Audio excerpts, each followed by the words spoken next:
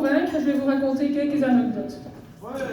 Tout a commencé à ma naissance. Première phrase que papa a dit, « Oh, c'est tout à fait moi. » Oui, je te ressemble fort, et j'espère être aussi comique et intelligente à mes 60 ans, sauf ton poids, cela tu ne dois pas le partager. Après la crèche et la maternelle, une grande aventure pour moi. Comme papa, je n'aimais pas aller à l'école. Je savais très bien quand papa rentrait le matin, vers 8 heures, après avoir ouvert le garage, pourtant je ne savais pas encore lire une montre. Je pleurais, je faisais de la comédie, et puis quand la clé se mettait dans la serrure, le bonheur. La phrase qui me disait quand même quelques fois par semaine, « Mais Bibi, tu ne veux pas aller à l'école, mais tu ne vas pas aller à l'école. » Je n'ai pas pu dire à quelle vitesse mes chaussures étaient enlevées. Et puis l'histoire de bonheur. Tout a commencé le dimanche après-midi pour m'occuper, une petite balade innocente. Une fois à l'âge de 8 ans, il a bien compris quelle était ma plus grosse qualité, signer. Alors, Niki a rejoint notre famille. Pas le poney préféré, mais c'était ça ou rien, hein papa?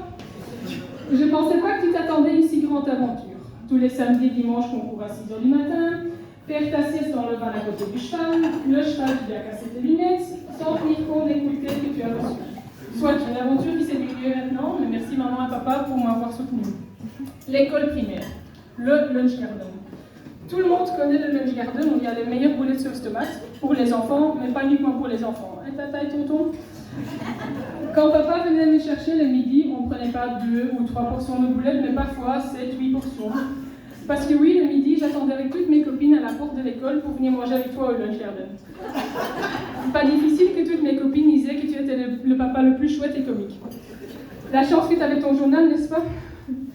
Les humanités, où tu devais me déposer tous les matins et venir me chercher toutes les après-midi. Parce que tu trouvais que le vélo et le bus étaient trop dangereux. J'avais 12 ans et on habitait à 8 minutes de l'école. Et puis, à mes 14 ans, je me suis un frère, pas de sang, mais un frère de poker.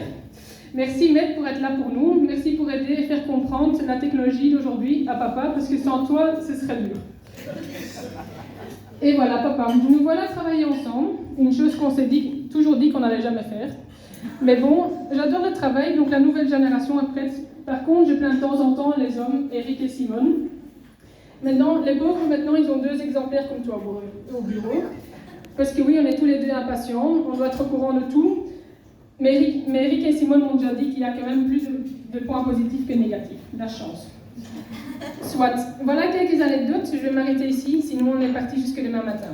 Je voudrais remercier tout le monde pour être présent, parce qu'il y a quelques personnes qui ont fait un bout de chemin pour être présents à ta fête, papa. Jimmy qui vient d'un autre continent, Eric qui va mettre demain à 7 h pour retourner en Croatie qui est revenu hier pour repartir demain, Arthur qui est revenu de Turquie, et je voudrais remercier l'équipe et Chloé pour l'organisation, l'aide et la gentillesse.